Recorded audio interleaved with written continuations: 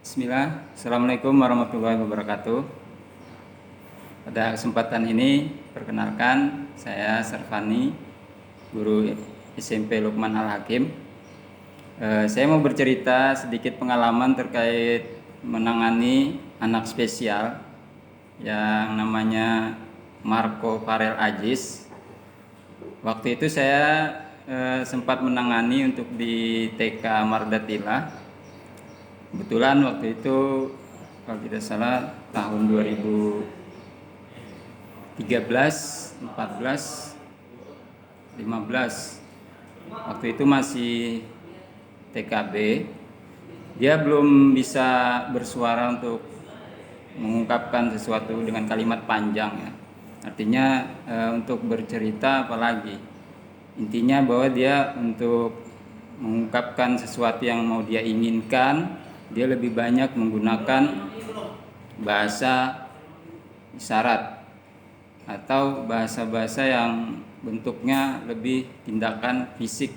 Kalau misalnya dia mau sesuatu terus orang tidak paham, maka dia akan menggunakan cara-cara yang kita tahu bahwa anak-anak hiperaktif itu memang dia lebih banyak menggunakan bahasa tubuh. Apalagi waktu itu dia belum bisa berbicara dengan lancar ya. Nah, saya waktu itu awalnya juga sempat bingung bagaimana memahami karakter anak yang seperti ini, ADHD, ya artinya anak berkebutuhan khusus yang setiap hari memang tidak pernah bisa diam di tempat. Ya, jadi Aziz ini tidak bisa diam. Syukur-syukur misalnya bisa 1-2 menit di kelas itu sudah luar biasa. Kalau dia melihat sesuatu yang menarik bagi dia, maka dia akan segera beralih perhatiannya. Kipas angin berputar aja di atas itu yang dia perhatikan kipas anginnya, bukan gurunya. Apalagi kalau ada di sebelah misalnya kelas lagi ribut, pasti dia akan ke sana. Guru misalnya megang HP, dilihatnya itu langsung dia kejar sampai dia dapat HP tersebut. Kalau gurunya tidak kasih, maka dia nangis, bahkan dari tingkat tantrum, ngamuk. Nah, kalau sudah dilepas kendali, dia berguling-guling, minta itu tidak dipenuhi, itu akan memakan waktu cukup lama dia untuk bisa tenang kembali. Apalagi kalau ada teman yang mengganggu, ngolok-ngolok, itu tantrumnya lebih naik lagi, tinggi lagi. Nah, itu yang dialami sama Ananda Aziz waktu masih TKB. Bahkan ada temannya yang bawa mobil-mobilan mainan itu, dia minta itu tapi tidak bisa, caranya untuk meminta dia tidak tahu ngomongnya seperti apa. Pokoknya maunya itu, yang dia tunjuk itu harus dia dapat. Nah, sementara temannya sendiri tidak paham apa maunya Aziz. Sampai dia menangis, dikejar anak itu sampai didorong. Nah, itulah kerjanya setiap pagi. Kalau tidak menangis, ngamuk, temannya di ini. Sementara temannya juga tidak tahu maksudnya dia apa. Seperti itu ya.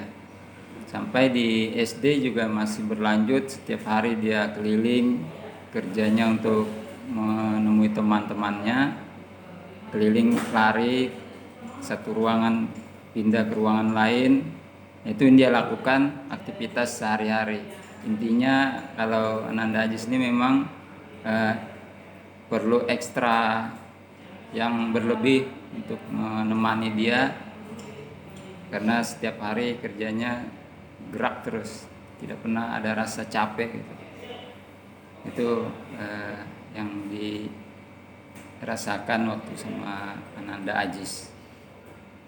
Dan ketika SD, seiring berjalannya waktu, mulai dari kelas 1, kelas 2, kelas 3, kelas 4 itu masih belum konsentrasi penuh dalam mengikuti kegiatan belajar, masih 50-50 ya. Udah kelas 4, 5 itu separuh kadang sudah bisa bertahan di kelas itu kalau dilihat, artinya diawasi. Tapi kalau tidak diawasi, dia sudah lengah sedikit, 2 menit sudah kita nggak perhatikan dia sudah menghilang ya, seperti itu. Alhamdulillah pada saat dia sudah di SMP, Ananda ini sudah mulai bisa mengendalikan dirinya, artinya dia bisa memahami bahwa belajar itu sesuatu yang menarik bagi dia, apalagi kalau pelajaran itu IT, komputer, itu yang sangat menarik bagi dia.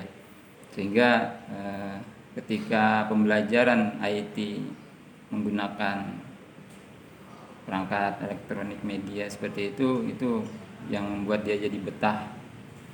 Kalau di SD sudah terlihat bahwa dia memang menyukai IT, komputer, sehingga media-media untuk pembelajaran dia lebih banyak menggunakan komputer, sehingga itu yang membuat dia bisa bertahan lama untuk mau belajar di kelas seperti itu ya.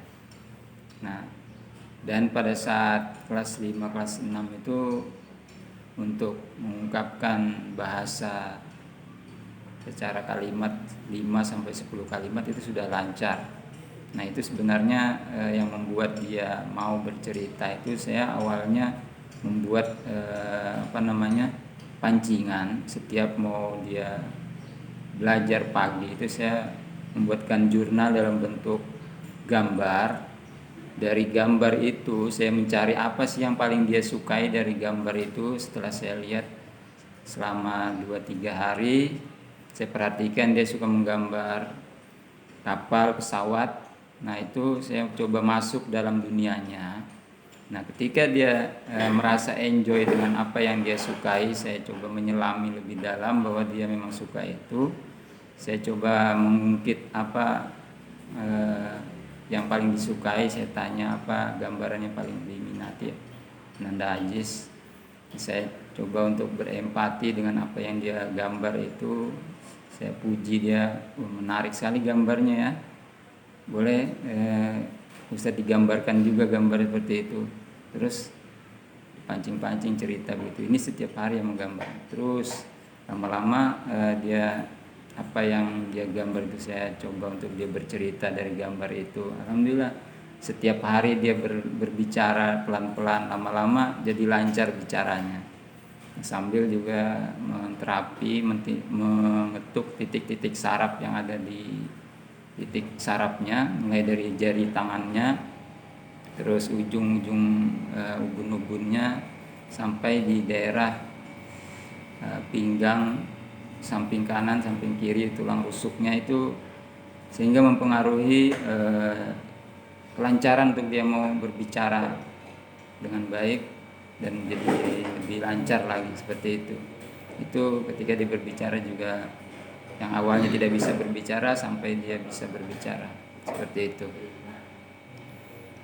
Ya, itu pengalaman dari mulai dia tidak bisa berbicara sampai dia berbicara. Kemudian secara emosional dia juga mampu mengendalikan emosi, tidak sama halnya ketika waktu masih SD yang begitu sedikit ada bulian, olokan dia langsung bereaksi.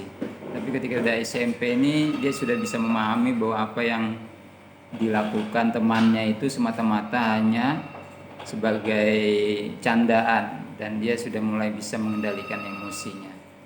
Yaitu dari segi emosi. Mungkin itu saja dulu penyampaian yang bisa saya sampaikan terkait pengalaman menangani Ananda Aziz. Alhamdulillah sampai sekarang dia sudah berada di kelas 9 SMP Lukman Al Hakim. Terima kasih. Assalamualaikum warahmatullahi wabarakatuh.